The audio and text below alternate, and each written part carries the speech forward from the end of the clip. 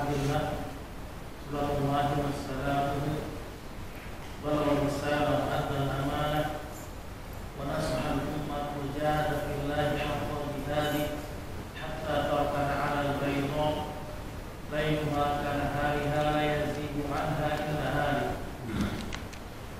Sallallahu wassalamu ala alihi wa sahbihi wa man tabi'ahum bi ihsanin wa jihadin wa ittiba'in ila yaumiddin. Qala Allah ta'ala fil Qur'anil Karim, ya ayyuhalladzina amanu taqullaha haqqa tuqatih wa la tamutunna illa wa antum muslimun. Qala ta'ala, ya ayyuhan nasu ittaqu rabbakum alladzi khalaqakum min nafsin wahidah wa khalaqa minha zawjaha wa bassa minhuma rijalan katsiran wa nisaa'a wattaqullaha alladzi tasaaluna bihi wal arham inna Allaha kana 'alaykum raqiba. Wa qala ta'ala, ya ayyuhalladzina amanu taqullaha wa qulu qawlan sadida yuslih lakum a'malakum wa yaghfir lakum dhunubakum wa may yuti'illaha wa rasulahu faqad faza fawzan 'azima. Amma ba'd. Rabbi ishrah li sadri wa yassir li amri wahlul 'uqdatam min lisani yafqahu qawli. Alhamdulillah, seluruh Allah Subhanahu wa Ta'ala yang telah melimpahkan nikmat-Nya kepada kita, itu nikmat iman dan Islam, yang mana dengan dua nikmat tersebut kita masih diberikan kesehatan, kekuatan oleh Allah Subhanahu wa Ta'ala untuk berkumpul di majlis ilmi dalam rangka sedikit mempelajari agama Allah dan berusaha untuk mengamalkan sunnah Rasulnya Sallallahu Alaihi Wasallam. Salam dan salam kita curahkan kepada Nabi kita Muhammad Sallallahu Alaihi Wasallam beserta para keluarganya, para sahabatnya dan pengikutnya. Baik, barakallahu. Kita lanjutkan pembahasan kita syarah Riyadhus Shalihin di Fadilatul Syekh Shalih Al-Utsaimin rahimahullah taala.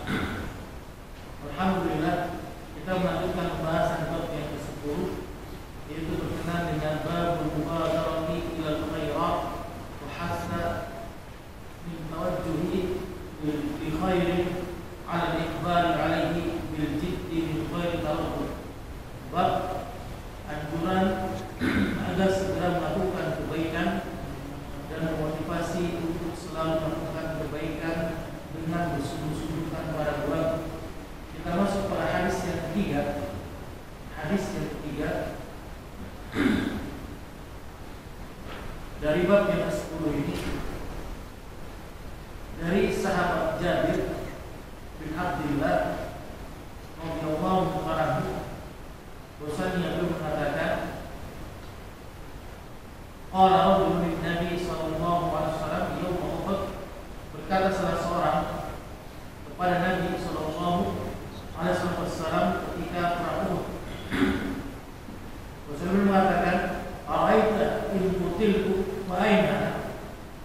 Bagaimana pendapat engkau wahai Muhammad, jika aku terbunuh, maka di manakah tempatnya? Maka Rasul bersabda, "Fil jannah." Maka engkau tempatnya di surga. Wal taqata'aratin kunna fi yadihi. Maka seketika itu orang tersebut melemparkan biji-biji kurma yang ada di tangannya. Jadi ketika sahabat tersebut mendengar kabar berita dari Rasul bahwasanya orang tersebut dijamin oleh Rasul tempatnya di surga, kenikmatan yang ada di tangan ini berupa dunia, makanan, beberapa biji kurma dibuang oleh mereka. Umma qatala hatta qutila, kemudian dia berperang sampai dia terbunuh. Bisa bayangkan di sini. Baik. Maka berkata Syekh Al-Utsaimin rahimahullah taala, "Wa fi hadis dalilun ala mubadaratis sahabat ila al-a'mal as-salihah." Pada hadis yang mulia kita bacakan tadi merupakan dalil agar bersegera kepada amalan-amalan kebaikan, di mana para sahabat mereka yang tidak pernah menunda menunda dari beramal kebaikan. Jika telah sampai kepada mereka berita kabar gembira berupa surga dan amal kebaikan tersebut segera dilakukan, maka dikerjakan oleh mereka. Ini bedanya kita dengan mereka. Wa annahum la yata'akhiruna fiha, dan mereka tidak pernah menunda-nunda atau mereka tidak pernah bermalas-malasan, dan pernah mereka mengatakan nanti, besok, atau entar dan sebagainya. Wa hadza sa'nuhum, dan ini adalah keadaan kondisinya mereka para sahabat semuanya. Wa lihadza kanat lahum al-'izzatu fid dunya wal akhirah. Oleh karena itu apa? Allah memberikan kemuliaan kepada mereka di dunia dan akhirat. Ini sebab apa? Sebab Allah jadikan mereka itu cinta terhadap kebaikan dan tidak menunda dari amal kebaikan yang dilakukan olehnya. Makanya kalau misalkan anak kita semua ingin menjadi wali Allah Subhanahu wa taala, yang dimana wali Allah adalah orang-orang khusus yang Allah berikan kelebihan karamat pada mereka. Ini orang-orang yang dikatakan wali ini berhak semuanya, orang-orang muslim. Bagaimana sebagian para ulama mengatakan, yang dikatakan wali adalah kullu mu'minin taqiyyin wa laysa binabiyyin.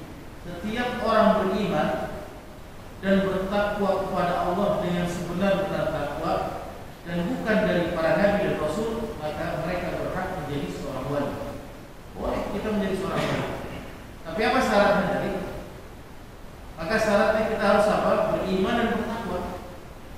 Ini syarat untuk menjadi wali Allah Subhanahu wa taala. Sebagaimana Allah berfirman, "Ala inna awliya Allah la khaufun 'alaihim wa la hum yahzanun." Ketahuilah bahwasanya wali-wali Allah di mana mereka tidak takut dan mereka tidak bersedih. Walladzina amanu wa kanu yattaqun, yaitu mereka adalah orang-orang beriman dan mereka senantiasa bertakwa kepada Allah. Itu ciri dari wali Allah. Di mana mereka apa? Berbuat sesuatu yang diwajibkan oleh Allah dan meninggalkan apa yang diharamkan oleh Allah. Kemudian menambah dengan apa? Dengan amalan-amalan kebaikan yang dicintai oleh Allah Subhanahu wa taala. Ini akan kita bahas pada pertemuan bab yang selanjutnya, di mana ciri sifat dari wali Allah Subhanahu wa taala. Walaupun dan hadis yang memperkuat hadis tersebut dalam hadis yang lain, ketika itu apa? Khutbah Nabi sallallahu alaihi wasallam an-nas. Rasul pernah khutbah di hadapan manusia pada hari Id. Nazala wa taqaddama ila nisa. Kemudian Rasul apa? Turun dan mendekat kepada siapa? Para wanita muslimah, para sahabat. Fakhatabahunna wa amarahunna bis-shadaqah. Maka Rasul mengkhususkan berkhutbah, memberikan nasihat kepada para wanita muslimah dengan apa? Memerintahkan untuk memperbanyak sedekah bagi para wanita di sini. Sebaiknya walam yata'akhkharna radhiyallahu anhunna bis-shadaqah, dan tidak pernah sama sekali para sahabat wanita-wanita muslimah mereka mengakhirkan sedekah ketika Rasul perintahkan saat itu. Bisa bayangkan di mana Rasul memerintahkan Bilal bin Rabah untuk mengumpulkan perhiasan-perhiasan yang ada pada mereka, dilemparkan oleh dari kalangan para sahabat, dari gelang yang ada padanya, emas, kemudian cincin dan sebagainya, sampai diberikan kepada Rasul kembali yang telah dikumpulkan oleh Bilal bin Rabah. Ini tanda amal kebaikan yang telah sampai kepada mereka itu tidak pernah mereka itu sama sekali menunda sedikit pun dari apa yang sampai intinya kepada mereka. Beda sama kita. Kita bahas di sini. Kalau kita itu bertanya tentang perbuatan sunnah contohnya atau amal kebaikan, itu kita tidak pernah mengerjakannya, enggak. Malas kita mengerjakannya. Jadi kita katakan nanti aja, masih ada hari esok dan sebagainya. Berbeda dengan para sahabat radhiyallahu ta'ala. Kemudian kita ambil faedah. Berkata Syekh, "Anna man qutila fi sabilillah fa innahu fil jannah." Ini faedahnya. Barang siapa yang dia terbunuh di jalan Allah maka tempatnya di surga. Walakin man huwa alladhi yaqtulu fi sabilillah, akan tapi siapakah seseorang yang dia terbunuh di jalan Allah? Siapakah mereka yang berhak? Alladhi yaqtulu fi sabilillah walladhi yuqatil litakuna kalimatullahi hiya. Orang-orang yang terbunuh di jalan Allah adalah orang-orang yang berperang berjihad untuk menegakkan kalimat Allah atau meninggikan kalimat Allah. Wala yuqatil hamiyatan wala suja'atan wala riya'an. Untuk perhatikan di sini, orang yang berjihad jalan Allah itu bukan tujuannya untuk menjaga dirinya, kemudian bukan tujuannya untuk dibilang kesatria, pemberani, atau bukan untuk dilihat oleh orang. Wa inna ma yuqatil litakuna kalimatullahi al-ulya. Tetapi dia berperang berjihad di jalan Allah tujuannya untuk meninggikan kalimat la ilaha illallah. Itu tujuannya. Adapun orang-orang yang mereka berperang kata Syekh, tujuannya untuk nasionalisme, kebanggaan, membela negaranya. Contohnya, fa inna haula'i laisu syuhada. Mereka bukan para syuhada kata Syekh. Jadi kalau tujuannya untuk nasional atau kenegaraan atau membela negaranya, bukan menegakkan kalimat Allah, ini dikatakan mereka bukan para syuhada. Wadzalika li'anna al-qital min ajli al-qawmiyyah al-arabiyyah laysa fi sabilillah. Oleh karena itu, berperang berjihad untuk meninggikan atau memuliakan nasionalisme kenegaraan yang ada padanya, ini bukan dikatakan jihad jalan Allah Subhanahu wa taala, karena tujuannya apa? Menjaga negara atau membela negara.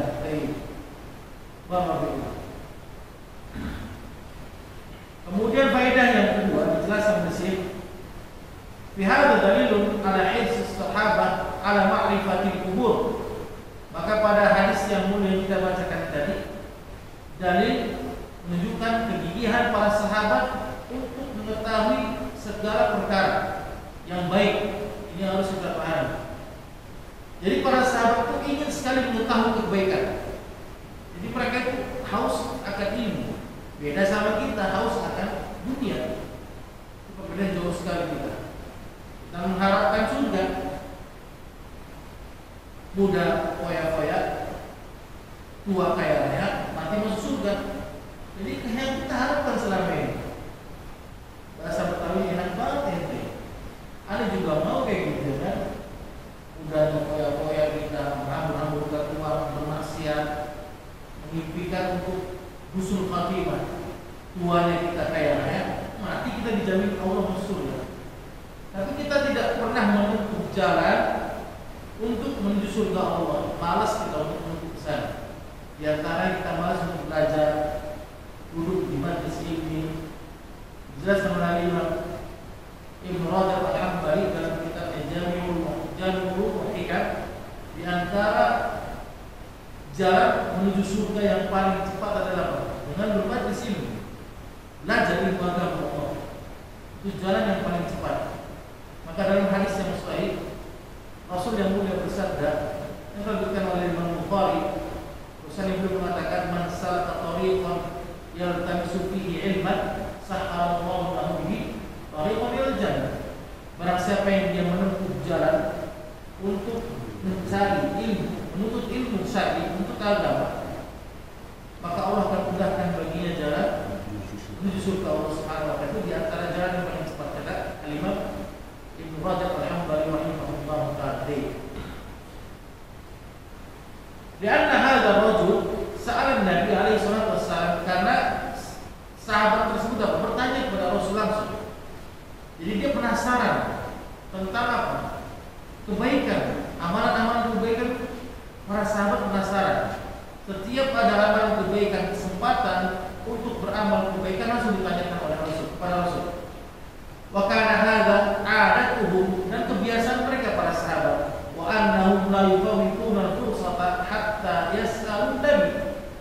Mereka tidak pernah meninggalkan kesempatan amal kebaikan sampai mereka bertanya kepada Nabi kita yang mulia sallallahu alaihi wasallam. Li'annahum yastafiduna min hadza ilman wa amalan, karena mereka mengambil istifadah, manfaat yang sangat besar dari pertanyaan yang mereka tanyakan kepada Rasul, yaitu berupa apa? Ilmu dan amal.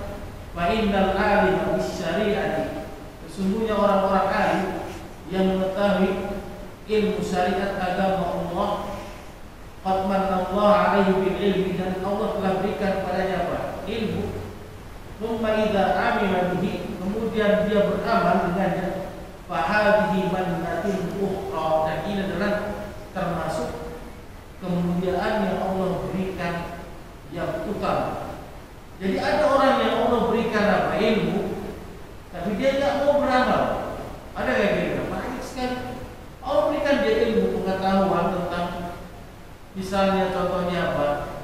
Keutamaan memperbanyak sedekah misalnya. Tapi yang bagi disimpan saja ilmu itu, tidak pernah diamalkan. Atau misalkan keutamaan membaca Al-Quran, tadabbur Al-Quran, di mana Allah akan jadikan ahli Quran itu mendapatkan syafaat dari Al-Quran bagi pelakunya.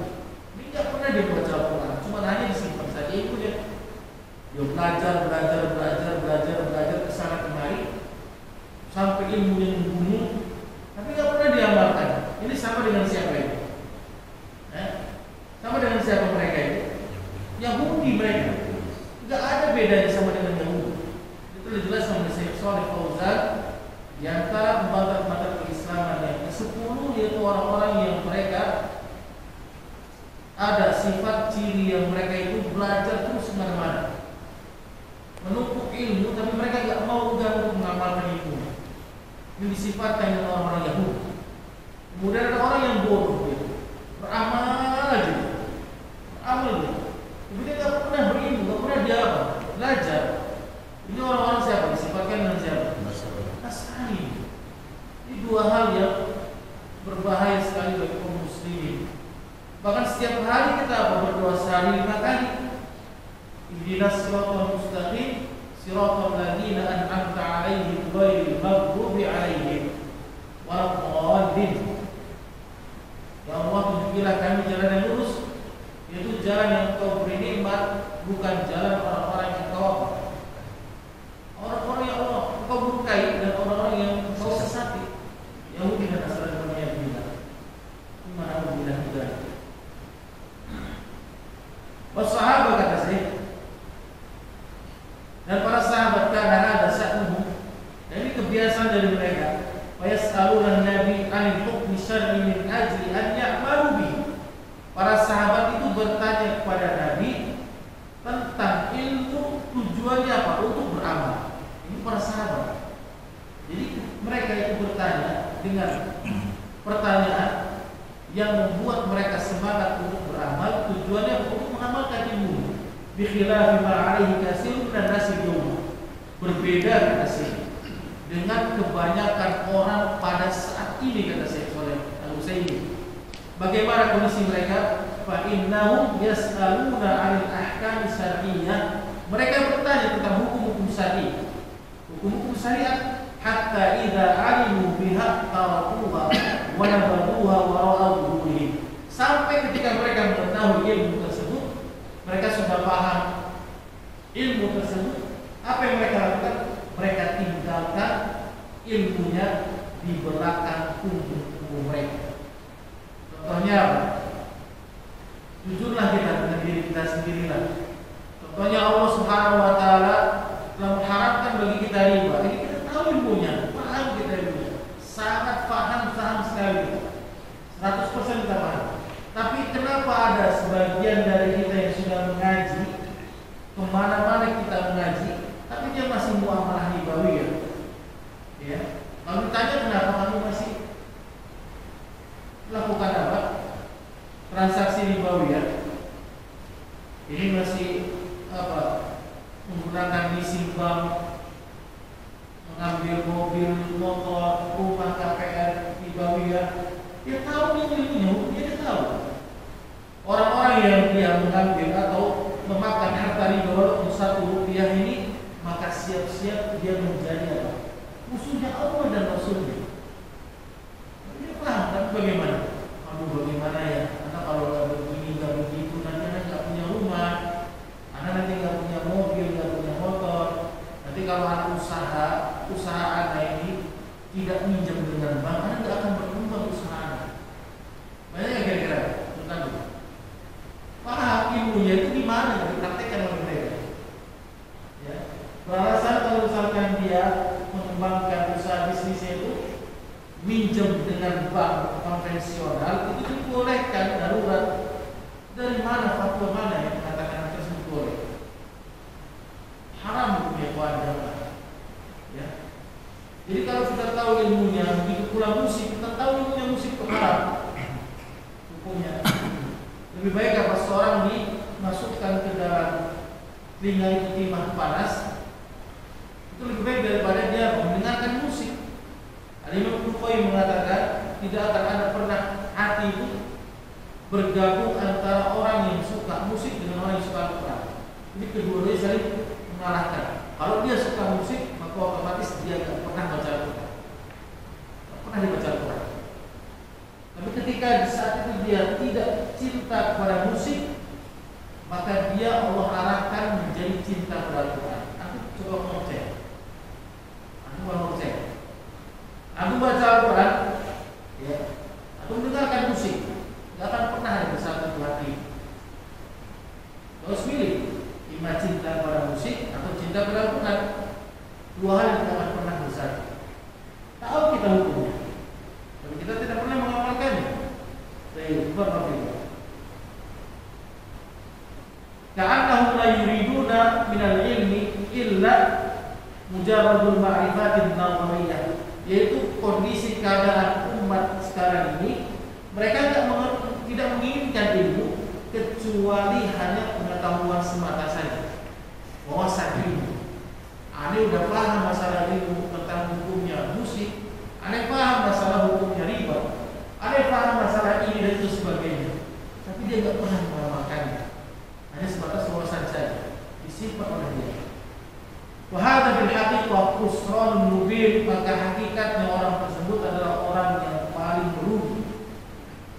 Karena man taraka ilmu, karena man taraka amal kata Syekh, karena seorang yang dia meninggalkan beramal ba'da ilmihi atau ba'da alimahu bihi, setelah dia mengetahui ilmu yang didapat darinya, fa innahu jahil khairu minhu kata Syekh.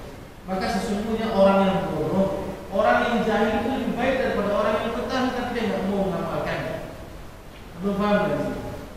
Jadi kalau dalam bahasa saya itu lebih baik ente nggak usah ngaji, ente tinggal di rumah, sholat yang wajib saja, kemudian ditambah sunnah-sunnah sedikit, kemudian puasa seperti orang Arab Badui saja, ente harus begitu atur.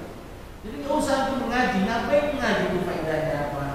Tahu hukum ini dan sebagainya, tapi nggak pernah diamalkan oleh kita. Itu yang telah dijelaskan oleh Syekh, lebih baik jahil daripada dia mengetahui tapi tidak apa, tidak mau mengamalkan ilmunya. Waliyahulillah.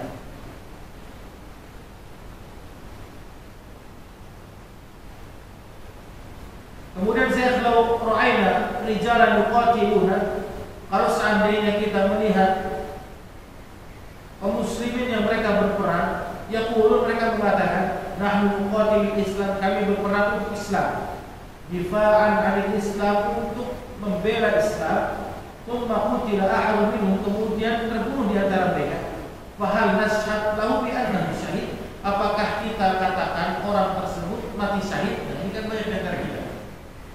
Wah, si fulan syahid, si fulan syahid. Ya, kita saksikan misalkan ada salah seorang kaum muslimin yang dia berjihad di jalan Allah misalnya, kemudian dia terbunuh, maka kita katakan wah dia sahih. Ya, kita katakan misalnya namanya si siapa? Wito misalnya. Atau namanya Ahmad. Si Ahmad sahih. Langsung kita sebutkan namanya. Ini enggak boleh dalam hal ini. Fal jawab kata Syekh, la yajuz la rasad bi annahu syahid. Tidak boleh kita mengatakan Ahmad syahid ataupun yang lain dengan menunjuk langsung. Li'anna Nabi qala, karena Rasul yang mulia bersabda, ma min maqlumin yuqlamu fi sabilillahi wallahu a'lamu biman yuqlamu fi sabilillah. Tidaklah seorang yang dia terluka, kemudian dia terluka di jalan Allah Subhanahu wa taala, Allah lebih mengetahui apa yang disebabkan lukanya itu di jalan Allah. Illa jaa yaumal qiyamah, kecuali akan datang pada hari kiamat kelak. Ujarhuhu yazbusu daman, dan darahnya itu akan mengeluarkan lukanya, mengeluarkan darah. Al-launu launu dam, yang warnanya itu seperti warna darah merah. Warihu rihul misk, dan wanginya itu akan mengeluarkan wangi kasturi.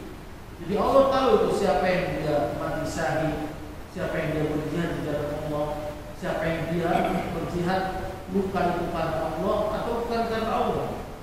Allah lebih mengetahui.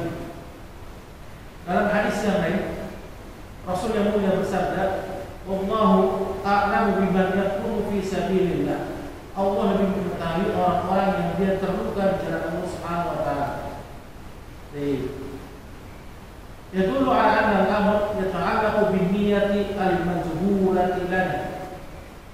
Maka hal ini menunjukkan bahwa perkara ini berkaitan dengan niat yang tidak diketahui oleh kita. Al-ma'luma 'inda, dan yang diketahui oleh Allah Subhanahu wa taala. Jadi kita tidak paham apakah dia sahih benar-benar karena Allah atau karena yang lainnya. Tapi Allah adalah Rabb yang akan mengetahui dari apa yang akan dilakukan oleh mereka. Kita masuk pada hadis yang selanjutnya dari Abi Hurairah radhiyallahu anhu. Rasulullah beliau mengatakan, "Ja'adul ila Nabi, ladata salah seorang kepada Nabi, faqala ya Rasulullah." Maka orang tersebut mengatakan, "Wahai Rasulullah, ayu sadaqati a'zamu ajrin? Ayu sadaqati a'zamu ajran?" Sedekah apakah yang paling besar pahalanya? Perhatikan, di sahabat bertanya, "Wahai Rasulullah, sedekah apa yang paling besar pahalanya?" Maka Rasul yang mulia bersabda, "Anta saddaqa wa anta sahihun tahsal faqra." Engkau bersedekah dalam keadaan engkau sehat dan kuat, dalam keadaan kikir, takut terhadap kefakiran. Ini yang paling besar pahalanya. Sedekah di saat apa? Di saat kita kuat, di saat kita itu sehat, di saat kita itu pelit, kikir, takut akan kefakiran. Ini ketika kita sedekah, maka itu lebih besar sisi Allah Subhanahu wa taala. Wa ta'muru al-ghina, sedang kamu apa? Berangan-angan untuk menjadi orang yang lebih kaya. Lumayan di sini. Jadi ada kalau orang yang dia sedekah tapi dia banyak uang, tapi dia tidak apa? Udah kebanyakan uang itu udah biasa. Ya. Dan kalau misalkan ada orang yang dia sengaja dia bersedekah di jalan Allah dalam keadaan dia sehat, tapi hatinya itu pelit, pikir, takut miskin, nanti kalau habis sedekah ini kurang makanya. Berkurang nanti ada yang apa yang saya miliki, dan dia masih apa berangan-angan, pokoknya nanti bulan depan tujuannya harus ini dan itu sebagai tujuannya dunia. Wala tumhil hatta idza balaghatil hulqum, dan tidaklah seseorang apa menunda-nunda sedekah sampai datang kematian padanya. Itu datang kondisi sakaratul maut. Kulta, maka engkau mengatakan li fulani kadza wa li fulani kadza. untuk fulan ini dan untuk fulan ini. Jadi jangan kita sedekah itu kalau misalkan sudah sakit parah, misalnya udah mau mati kita, udah dalam keadaan kita mau mati sakit parah, baru kita perintahkan anak kita atau istri kita untuk apa? Tolong sedekahkan harta saya pada si fulan, si fulan, si fulan.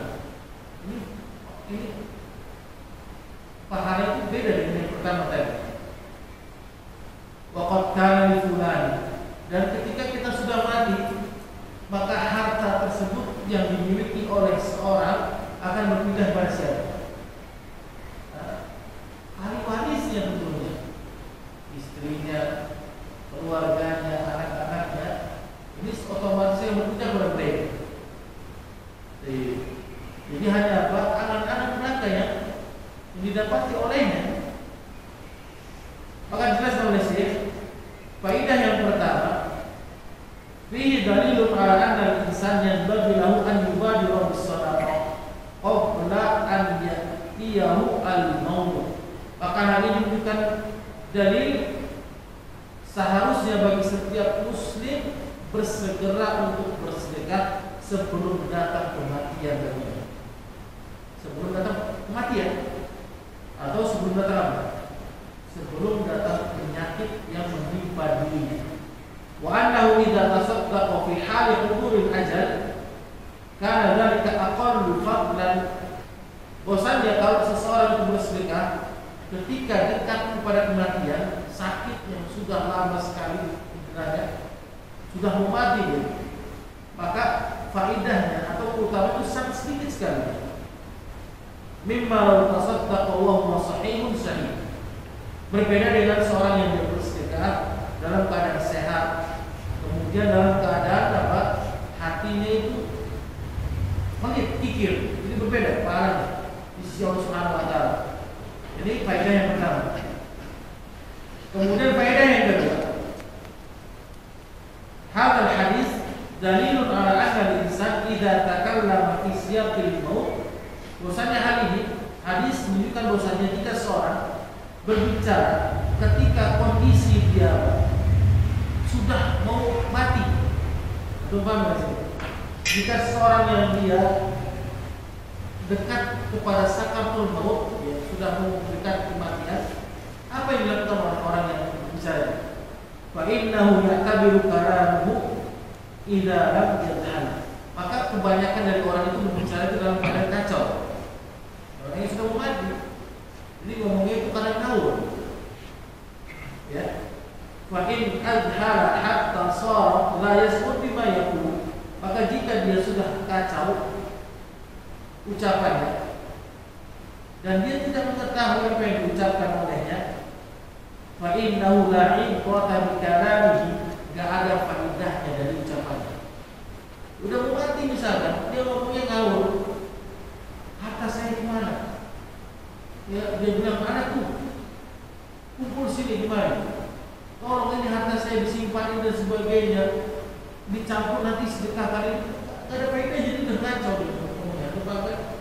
Udah kalau hidup kan udah dekat kepada kematian. Gak ada faedahnya dari sini. Bagaimana kami jelaskan tadi dalam hadis, bahkan sampai dekat kepada kematian, engkau mengatakan apa? Di fulan karena untuk fulan sekian, untuk fulan sedekahnya sekian, tolong ya nanti istriku misalnya, tolong nanti kalau aku sudah mati sedekahkan kepada si fulan sekian, si fulan sekian, kemudian untuk anak-anak kita sebagai sekian dan yang lain. Ini udah mudah kalau itu udah kacau dah, ngomongnya campur aduk. Ya, wafat karena fulan, maka Rasulullah, maka sungguh hartanya yang dimiliki oleh sang mayit itu jatuh kepada ahli warisnya. Ahli warisnya udah nggak dengar lagi, ngerti nggak? Udah nggak dengerin lagi ucapan sang mayit tadi apa yang dia benar-benar minta kepada ahli warisnya agar diberikan sedekah pada ini dan sebagainya. Rugi dong, rugi. Nanti kalau disedekahkan nanti hartanya berkurang warisannya. Paham kan maksudnya? Jadi orang yang hidup itu akan menyangka tahu ini orang udah mati. Itu tidak ada manfaatnya lagi dia. Ngomongin sedekah ini itu dan sebagainya. Maka otomatis hartanya akan jatuh pada siapa? Istri sama anak-anaknya yang waris sudah pasti itu. Tak mungkin dong istri sama anak-anaknya berkurang warisannya. Enak aja, kita juga masih butuh. Bukan waktu itu, yang gila. Kemudian faedah yang ketiga dijelaskan oleh Syekh, fihi dalilun ala annahu takhruju min asfalil badan.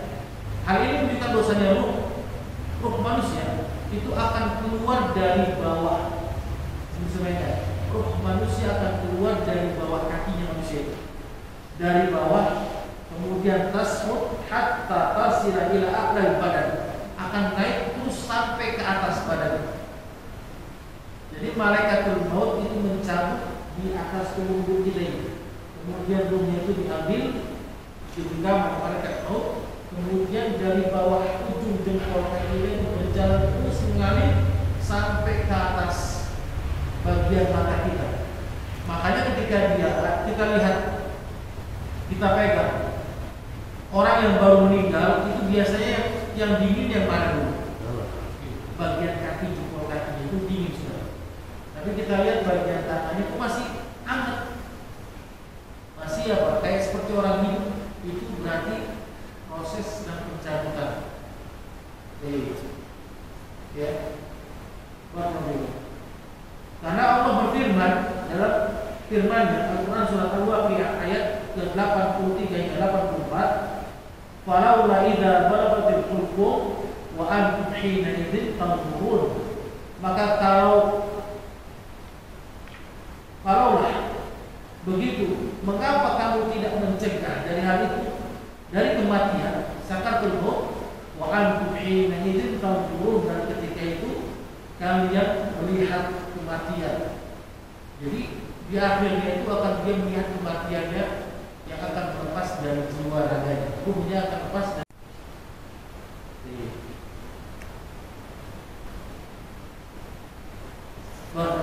Ini banyak kita saksikan kematian si fulan dan sebagainya, tidak kita jadikan apa?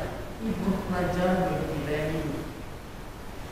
Yang anehnya apa? Aneh bin ajaib bagi kaum muslimin ikhwan jamaah. Orang yang dia sedang menghadiri kematian sahabat temannya atau gurunya misalnya di pemakaman, masih saja sempat dia bicara tentang masalah dunia. Maksudnya kita ini parah sekali orang.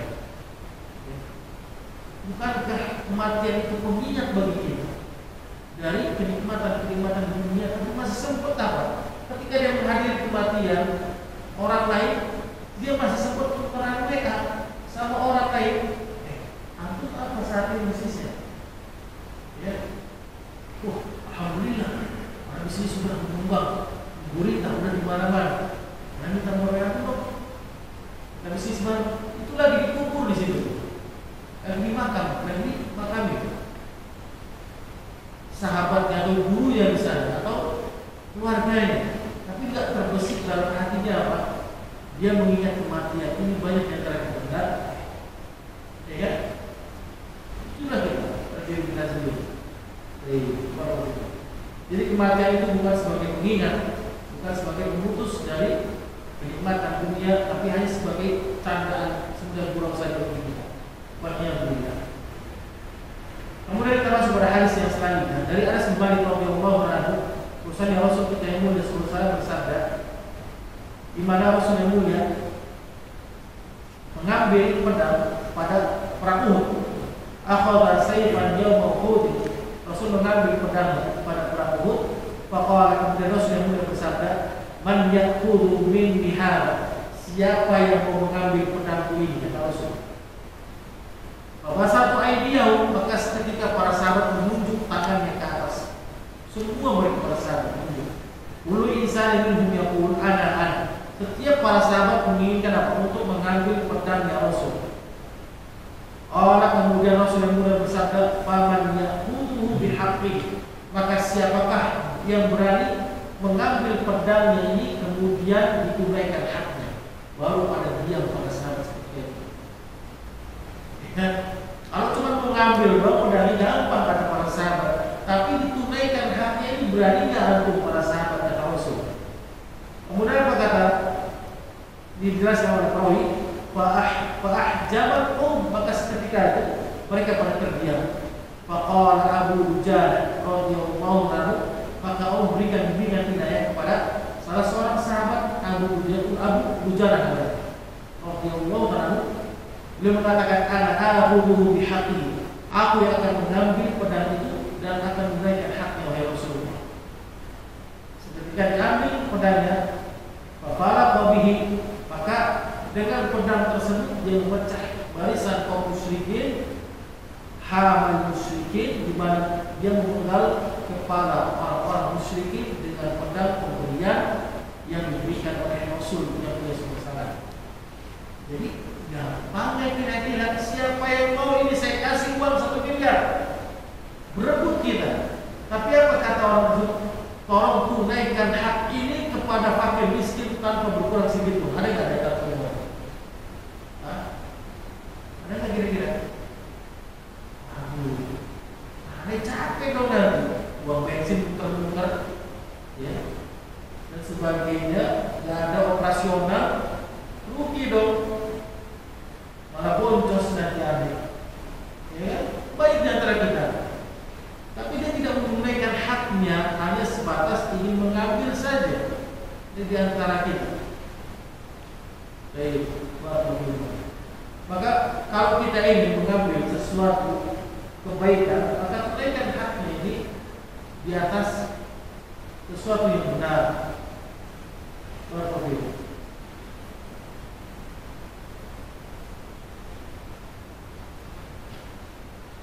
Kemudian kita masuk pada hadis yang selanjutnya.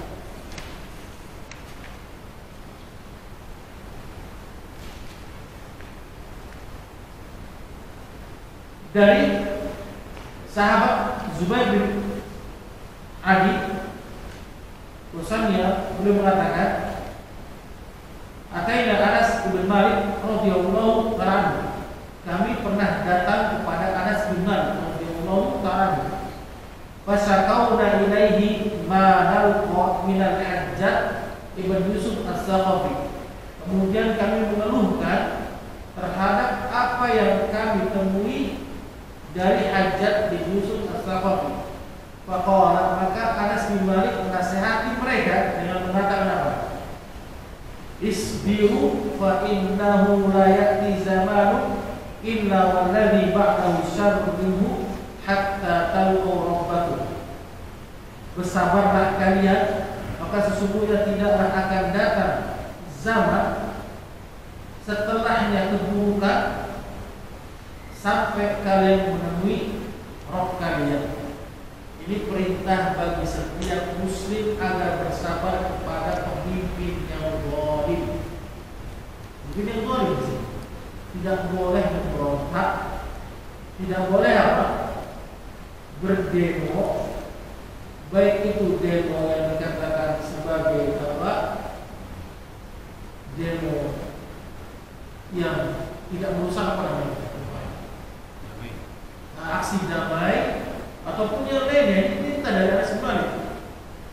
Karena beliau mengetahui tentang apa? Turunnya wahyu dari Rasul di antara orang-orang yang meriwayatkan hadis Rasul yang paling banyak adalah siapa? Anas bin Malik, yaitu pembantunya Rasul, dan dia hidup di antara sahabat yang lama umurnya. Berapa tahun?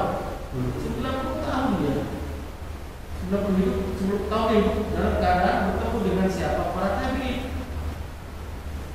Ketika itu apa? Sebagian besar para tabi'in mengeluhkan tentang apa? Tentang keras, kasarnya, zalimnya gubernur saat itu namanya Hajjaj bin Yusuf as-Saqafi. Itu suka menzalimi, merusak. Bahkan dijelaskan apa? Dialah yang mengejar sahabat siapa di sini? Abdullah bin Zubair. Bisa bayangkan ya? Dikejar oleh Hajjaj ini. Dikejar, kemudian dikepung di Mekah untuk membunuh siapa? Abdullah bin Zubair. Sahabat yang dibunuh, itu bisa bayangkan. Gak main-main, bukan ulama lagi. Siapa yang dibunuh? Sahabat yang dibunuh oleh Hajjaj sini. Tapi apa kata perintah Anas bin Malik? Apakah Anas bin Malik apa? Memerintahkan untuk ayo kita berontak, ayo kita kerahkan massa, ayo kita jatuhkan Hajjaj, ayo kita gulingkan Hajjaj, tidak. Apa nasihatnya beliau? Isbiru, bersabarlah kalian, karena sungguhnya tidaklah datang zaman waktu kecuali setelahnya itu akan ada keburukan sampai kalian bertemu dengan Allah Subhanahu wa taala, sebagaimana Allah berfirman, wa kadzalika nuwalli ba'dal zalimina ba'dhum bima kanu yaksibun. Dalam Quran surat Al-An'am ayat ke-20 129 Allah mengatakan, demikianlah kami jadikan sebagian orang-orang yang zalim menjadi teman sebagian darinya. Jadi Allah berikan apa? Sebagian dari mereka, orang-orang yang zalim, itu Allah timpakan pada sebagian yang lain. Baik. Barakallahu. Maka dikisahkan oleh Syekh, suatu ketika pada zaman Abdullah bin Marwan, ini salah satu khalifah yang baik, aku bisa bayangkan. Khalifah yang baik, khalifah yang adil kepada rakyatnya. Kemudian dia mendengar dari rakyatnya mencela menjelekkan pemerintah. Wasami'a an-nas yatakallamuna fi al-wilayah. Dia mendengar langsung dari pembantu-pembantunya mencela pemerintah di saat pemerintahan Abdullah bin Marwan. Kamu bisa bayangkan, keadilan itu tidak bisa ini karena Abdullah bin Marwan salah satu khalifah yang baik. Ya. Kemudian apa? Waqala lahum, dia mengumpulkan pembesar-pembesar kaum dan mengatakan, wahai manusia, aturiduna an nakuna lakum kama kana Abu Bakar Umar? Apakah kalian menginginkan kami itu menjadi seperti Abu Bakar Umar? Kalian tahu saya itu ingin sama seperti Abu Bakar Umar. Apa kata pembesar kaum itu? Bara, wahai khalifah, nuridu dzalik, kami baus, kamu itu seperti apa? Abu Bakar Umar, adilnya, kebaikannya, kesolehannya. Apa kata beliau?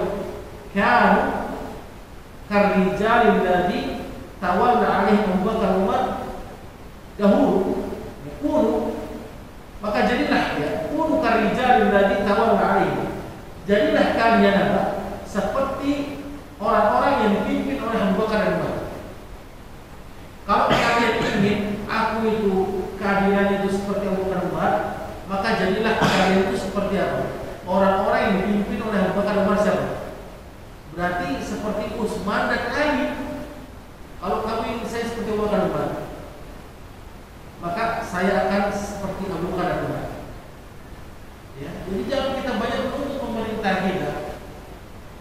Kezaliman yang ada yang didapati oleh pemerintah kita ini karena sebab apa? Kita yang rakyatnya zalim. Maka Allah memberikan kezaliman bagi mereka. Kalau kita ingin mendapati pemimpin yang adil, pemimpin yang membela kepada Islam, cinta kepada Islam, maka kita ubah diri kita ini rakyatnya ini. Sebagaimana Asar mengatakan, kama takununa yuwalla alaikum, maka seperti itulah kalian akan mendapatkan, maka begitu juga akan dilakukan pada kalian. Jadi seperti itu, kalau kalian ingin mendapatkan pemimpin yang baik, maka hendaklah kita rubah diri kita dulu, rakyatnya, maka otomatis Allah akan berikan kita pemimpin yang baik. Kalau kita hanya berharap pemimpin yang adil, damai, kemudian pemimpin yang cinta kepada Islam, tapi kita tidak mau membenahi diri kita, maka jangan berharap kita ingin mendapatkan pemimpin yang sesuai dengan harapan kita. Banyak di antara kita yang masih suka maksiat, joget, ya kan, berbuat dosa dan sebagainya, tidak malu dengan perbuatan dosa, maka itulah cerminan dari apa yang dipimpin olehnya. Jadi rakyat itu apa? Rakyat itu cerminan dari pemimpinnya. Kita lihat pemimpin kita itu, kita jangan salahkan dia. Karena kebanyakan itu seperti itu, sukanya seperti itu, bagaimana coba?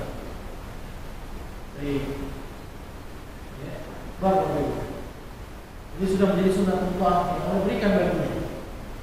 Maka kalau kita ingin mendapatkan pemimpin yang baik, adil, sentosa, yang cinta terhadap sunnah Islam ataupun yang lainnya, maka ubah diri kita.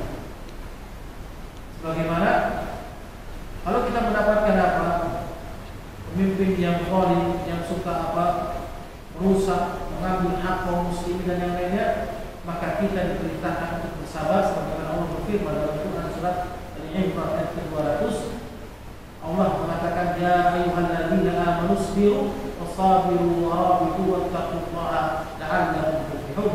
Wahai orang beriman, bersabarlah kalian dan kuatkanlah kesabaran kalian. Ini dua kali Allah. Bersabar kalian dan kuatkanlah kesabaran bagi kalian. Warabitu, dan tetaplah bersiap siaga kalian. Wattaqullaha la'allakum tuflihun, dan tetaplah kalian agar kalian mendapatkan kemenangan. Allah Ta'ala a'lam wa a'lam. Semoga Subhanahu wa ta'ala menguatkan kesabaran kita di atas sunnah Rasul dan cinta terhadap sunnah Rasul kita yang mulia. Istiqomah di atas agama dan sunnahnya hingga Allah menjadikan kita di atas husnul khatimah